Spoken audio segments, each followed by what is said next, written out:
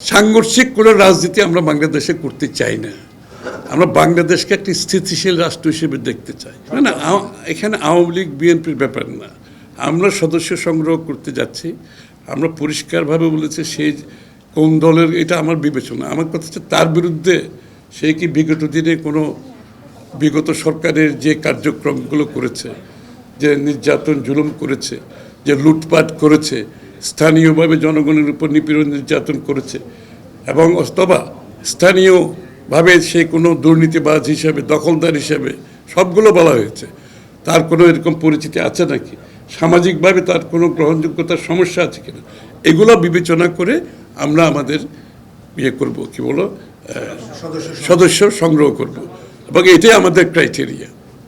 এবং এই ক্রাইটেরিয়া আমরা কোনো দল সেন্ট্রিক কিংবা এটা কিছু না। এই ক্রাইটেরিয়ার মধ্যে যারা পড়বে তারা আমাদের সদস্য হতে পারবে। আমরা আশা করছি এখানে আন্দোলনের কথাটা শুনেন, আমরা বাংলাদেশে এই ফ্যাসিস্ট সরকারকে বিদায় করে, স্বৈরাচারকে বিদায় করে আমরা বাংলাদেশে একটা সহনশীল, স্থিতিশীল, সহ অবস্থানের একটা রাজনীতি করতে চাই। বিএনপি হচ্ছে এদিকে চলছে। আমরা সহনশীল একটা রাজনীতি, একে অপরের মতামতের প্রতি শ্রদ্ধাশীল রেখে থেকে ভিন্নমত পোষণ করার রাজনীতি করতে চাই। সাংঘর্ষিক কোনো রাজনীতি আমরা বাংলাদেশে করতে চাই না।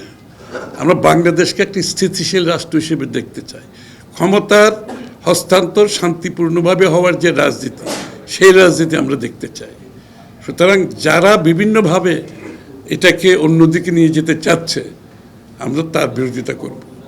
আমরা বাংলাদেশে একটি সহনশীল, পরস্পরের প্রতি সম্মানবোধ রেখে, ভিন্নমত হয়েও আমরা যাতে একটা বাংলাদেশের নতুন রাজনৈতিক সংস্কৃতি চালু করতে পারি।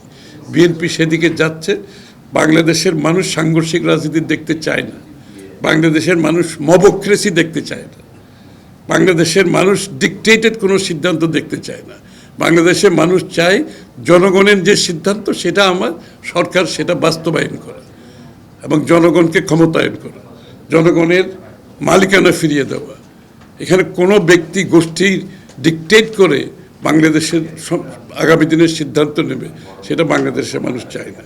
আমরা একটা সহনশীল, পরস্পরের প্রতি সম্মানবোধ রেখে, ভিন্নমত পোষণ করেও একটা নতুন সংস্কৃতি চালু করতে চাই বাংলাদেশে। না, রাজনীতি ভুল হবে কেন? বাংলাদেশে ইন্টারিম গভর্নমেন্ট না হলে তো কেয়ারটেকার গভর্নমেন্ট তো বিগত দিনে হয়েছে, তাও তো সকলের আস্থার ভিত্তিতে হয়েছে।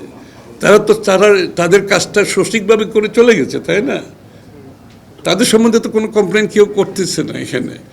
তারা যে দায়িত্ব দেওয়া হয়েছে, সেই দায়িত্বটা তারা সঠিকভাবে এসে ভোটার লিস্ট রিভিউ করে, সরকারের যে নির্বাচনী কর্মকর্তাদের যে রদবদল করার প্রয়োজন ছিল সেইগুলো করে, আইন শৃঙ্খলা বজায় রেখে সঠিক সময়ের মধ্যে নির্বাচন করে চলে গেছে।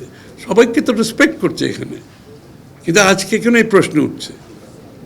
এই যে প্রশ্নটা কেন আসছে আজকে? তাহলে নিশ্চয়ই সমস্যা এখানে।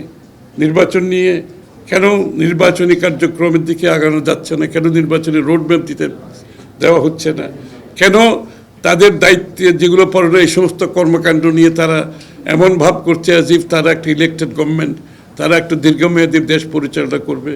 ওই যে শেখ হাসিনার মতো আমার কাছে মনে হয় মাঝে মাঝে যে আমরা তো উন্নয়ন করতেছি, নির্বাচন এগুলো কোনো গুরুত্বপূর্ণ কিছু না, এরকমই তো মনে হচ্ছে, তাই না? মানে আমি এটা ভালো কাজ করতে হবে। আরে ভালো কাজ করার জন্য তো ইন্টারিম গভর্নমেন্টের দায়িত্বটা প্রধানত কি বুঝতে হবে তো। ভালো কাজ করার জন্য তো জনগণের ম্যান্ডেট নিয়ে রাজনীতিবিদদের দায়িত্ব নিতে হবে এখানে, সেটা যেই দলেরই হোক না কেন। ভালো কাজ তো করতে হবে যারা, এবং ভালো কাজ না করলে যারা দায়ী হবে, সেরকমও তো একটা বিষয় আছে এখানে। জনগণের কাছে দায়বদ্ধতার জবাবদিহিতার তো একটা বিষয় আছে এখানে। সুতরাং আপনি ভালো কাজ করছেন না খারাপ কাজ করছেন, এটা তো আপনাকে নির্বাচনের মাধ্যমে প্রমাণ হতে হবে। আপনি জনগণের কাছে যেতে হবে, জনগণের আপনার ম্যান্ডেট নিয়ে আসতে হবে। সুতরাং আপনি যদি ভালো কাজ না করেন, আগামী নির্বাচনে আপনাকে জনগণের কাছে আবার গিয়ে তার জবাব পেতে হবে, তাই না? আপনি তো সেই প্রক্রিয়ার বাইরে থেকে ওই শেখ হাসিনার মতো আমরা ভালো কাজ করতেছি, সুতরাং নির্বাচনের দরকার নাই, এই অধিকারের দরকার নাই, সেই অধিকারের দরকার নাই, আমরা তো ক্রমান্বয়ে দেখতেছি সেই দিকে আমরা যাচ্ছি। তো সেদিকে তো যাওয়া যাবে না, বাংলাদেশের মানুষ তো সেদিকে যেতে দেবে না। আমরা তো যথেষ্ট এগুলো ভুগেছি, এগুলো তো আর চাই না বাংলাদেশের মানুষ।